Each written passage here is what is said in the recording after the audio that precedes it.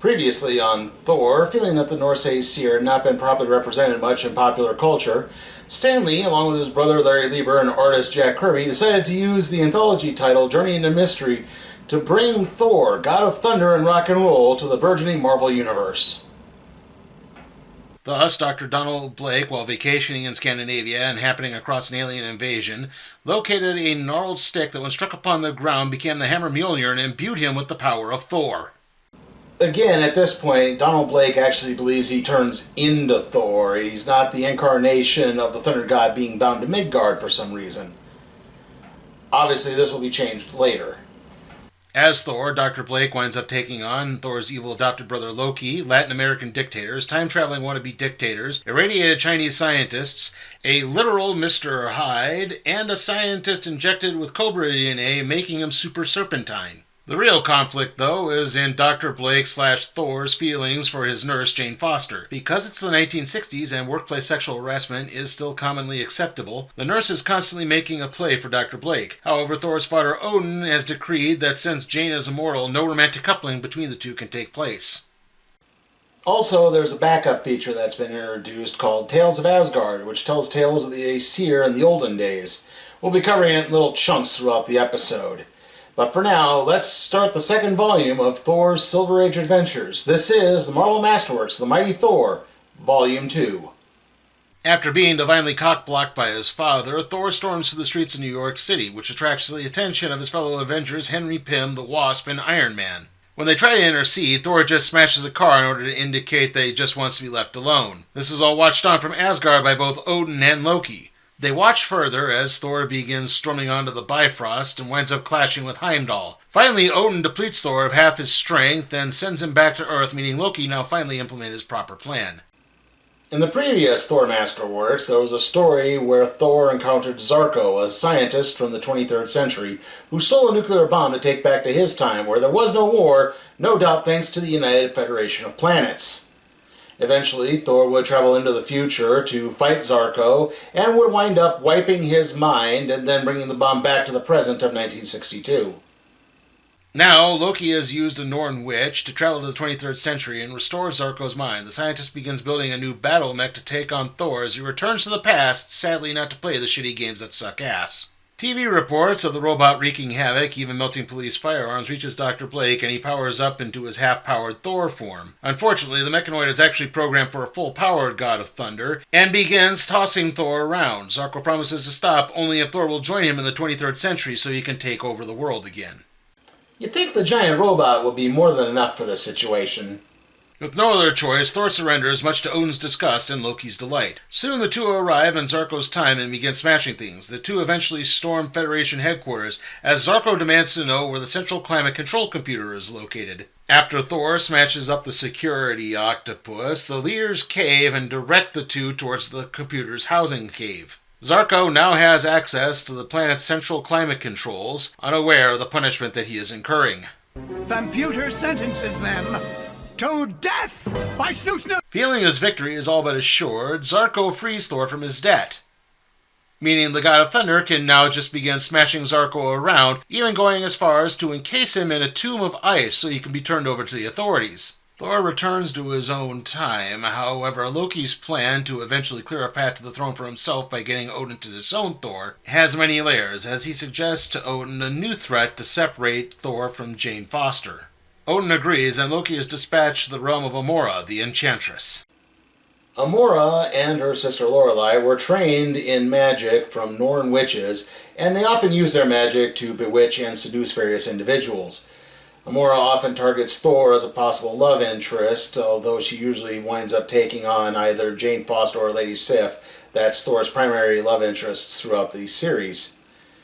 I would also be remiss if I did not mention the fact that there is actually a human Enchantress who got powers from Loki named Sylvie Rushton. And if you haven't figured out, yes, that is where Sylvie Loki from the Loki television series comes from.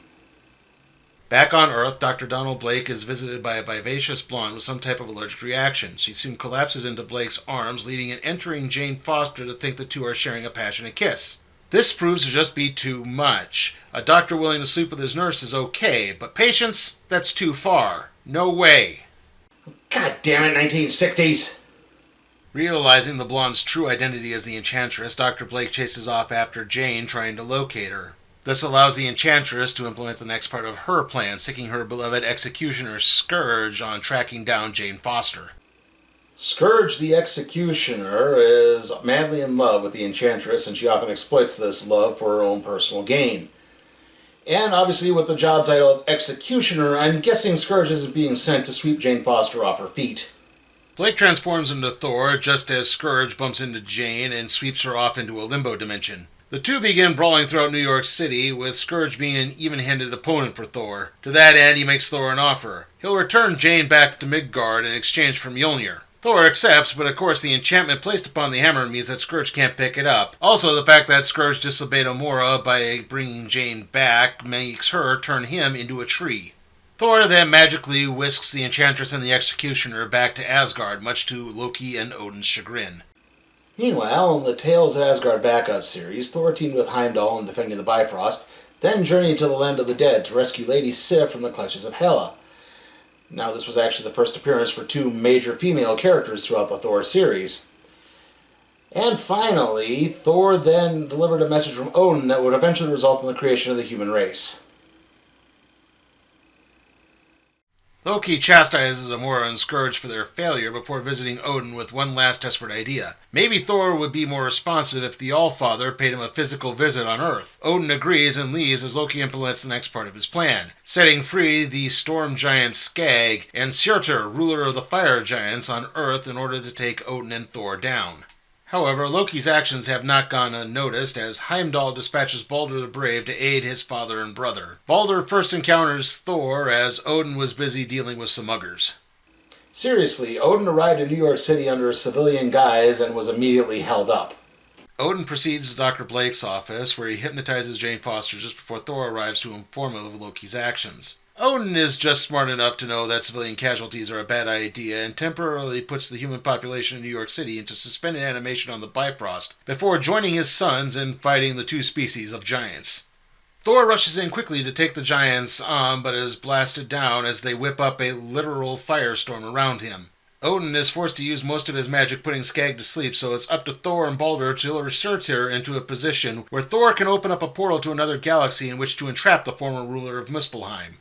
Afterwards, Thor rejects Odin's offer to return to Asgard, though Odin does return the human race back as if nothing happened. Upon returning to Asgard, Odin then banishes Loki to the realm of the trolls.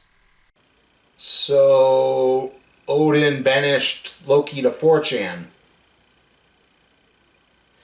Anyway, Surtur eventually does become a major threat in the Thor books, especially when Walt Simonson takes over. He also gets a bigger, more fearsome appearance. Meanwhile, Skag completely disappears from this title altogether, so I guess he's dead. Thor concludes his meeting with the Avengers and new member Captain America, where he then starts heading back to Dr. Blake's office, only to be distracted when he spots the Cobra crawling around a church steeple. The villain manages to distract Thor with some small flash bombs as he then slips through the apartment window of none other than Dr. Calvin Sabo, failing to realize that the good doctor is also the villain, Mr. Hyde. Again, we cover these two back in Volume 1, so go look there for more information. As the two realize their mutual nemesis in Thor, they decide to form an alliance. As that plays out, Dr. Blake is struck with the fact that Jane's done the somewhat sensible thing and set up a date with another man, who may or may not be named George Glass, if you get that reference. Blake's sulking is interrupted by reports of Hyde smashing up a jewelry store. This is all planned to lure Thor out, so Cobra can use a special rewinding device to point the villains towards Thor's headquarters. They see Thor emerging through Dr. Blake's window and prepare to ambush him just as Jane is heading out on her supposed date.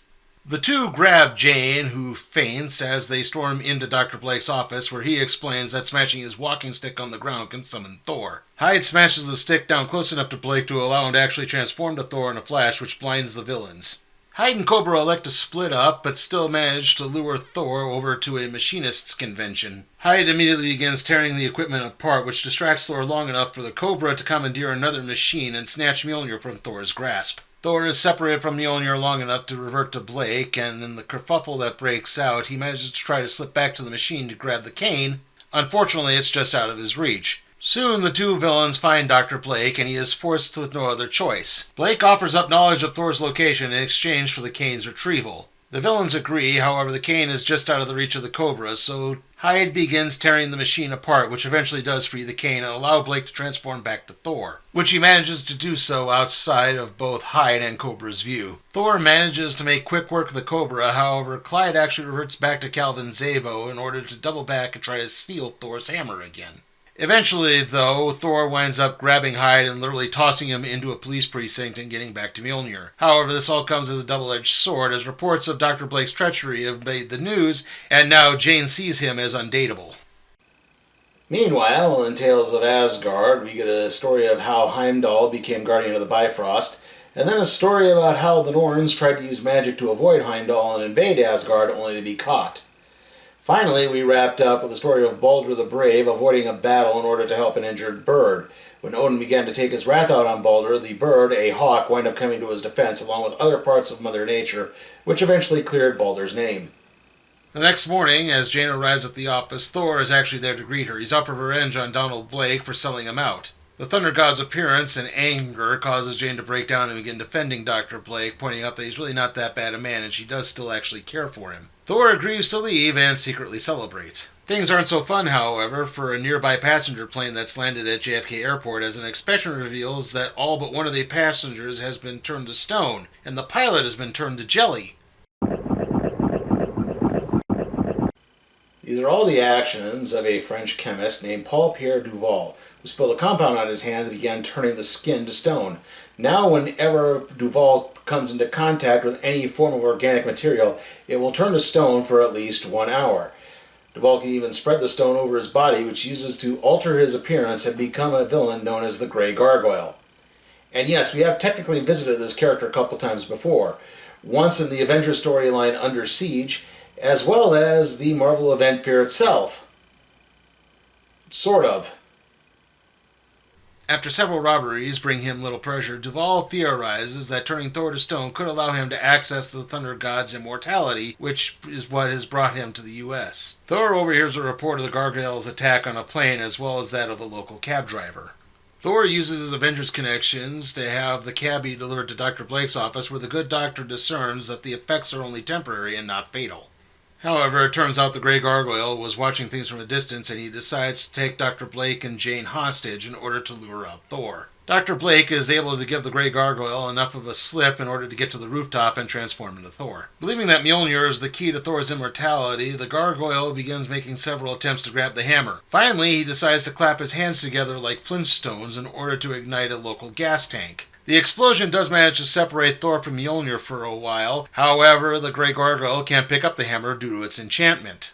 Eventually, Thor manages to reclaim Mjolnir. However, the Gargoyle then turns him to stone. Thankfully, Thor manages to topple over and strike Mjolnir on the ground, which actually reverts him to Dr. Blake, so he's normal again. Once again, Blake is able to use his Avengers connections to acquire a holographic projector from Tony Stark. Blake then has that projector mounted to a motorcycle and begins riding throughout New York City, projecting an image of Thor flying. After whiffing a few times, the Gargoyle pieces things together and begins chasing down the motorcycle as it barrels towards the Hudson River. The Grey Gargoyle makes one last lunge at Dr. Blake and winds up crashing into the river. However, due to his stone nature, he's beginning to sink to the bottom, while the wake of several ships begin pulling him out to sea. Dr. Blake's heroic actions have managed to clear his name in the press, with Jane, and of course with Thor. However, Thor doesn't wind up getting too much rest, as he soon receives a distress signal from Doctor Strange. Thor visits the Sanctum Sanctorum to find Strange nearly unconscious as he tries to explain what happened. Thor reverts to Donald Blake in order to check him into the hospital, where he finds out the good doctor's ailment is of supernatural nature, and he must call upon his Asgardian knowledge to help him. Not helping facts is the fact that Odin is heading off to a battle and is constantly trying to contact Thor for some reason.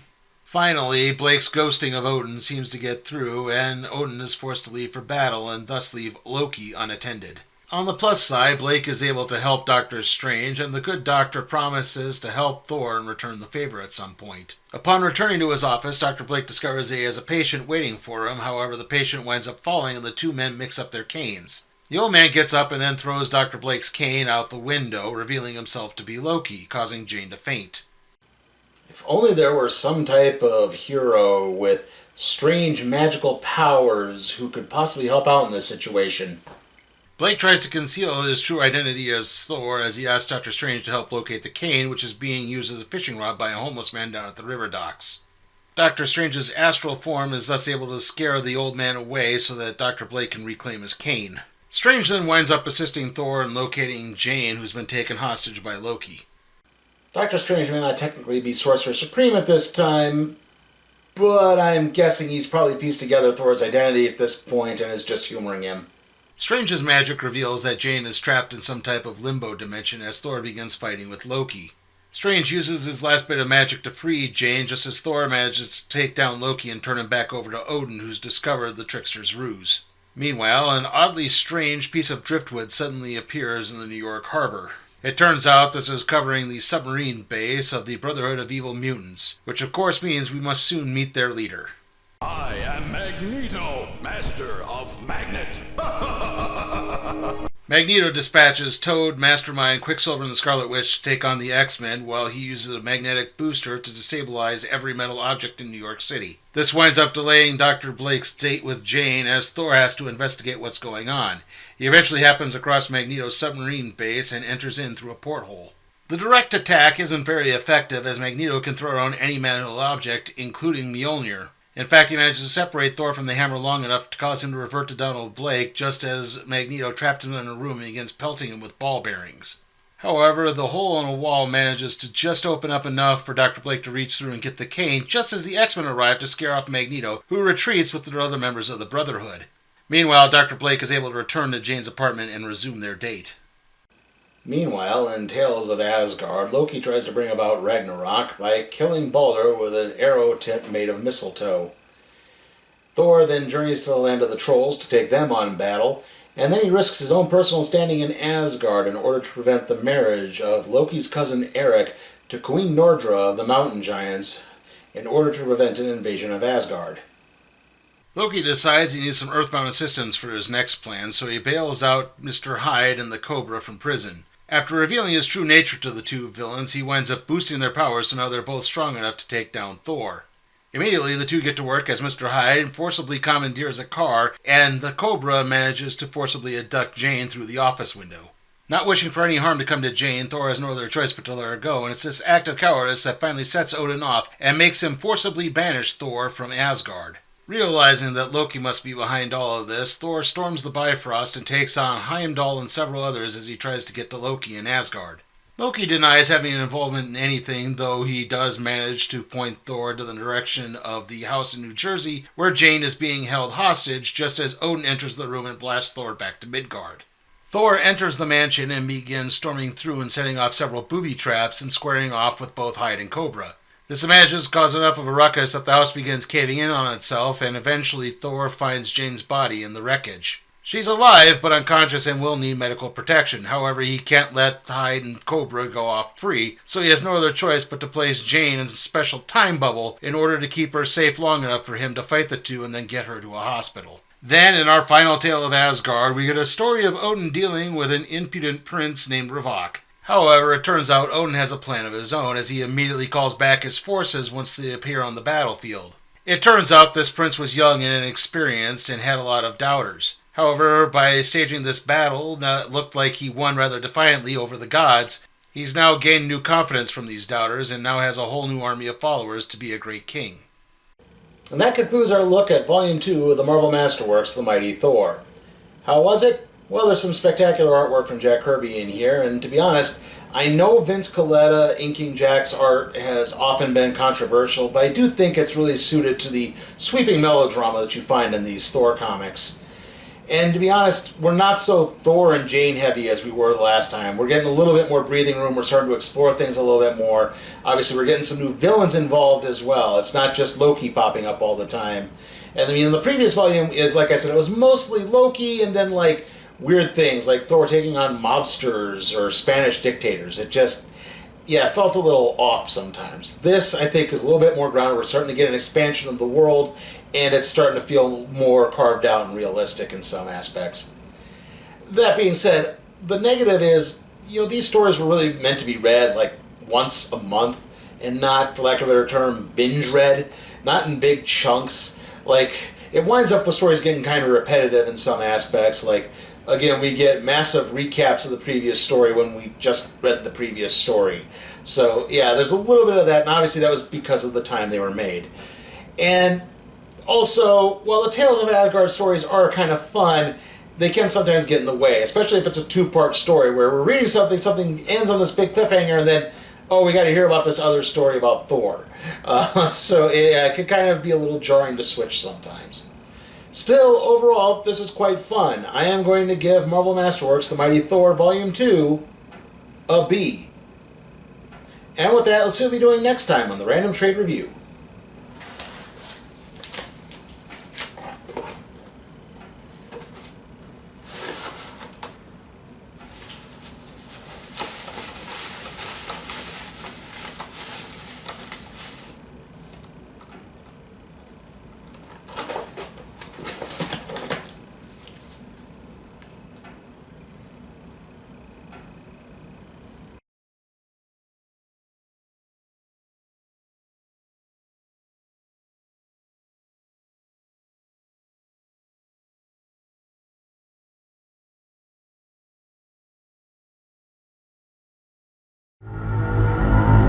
Hey guys, remember you can help support the channel at patreon.com/sleepytimeforcat productions. There you can request a trade to be put in the randomizer, aka the cardboard box. And as always, remember to like, comment, share, subscribe, and ring that notification bell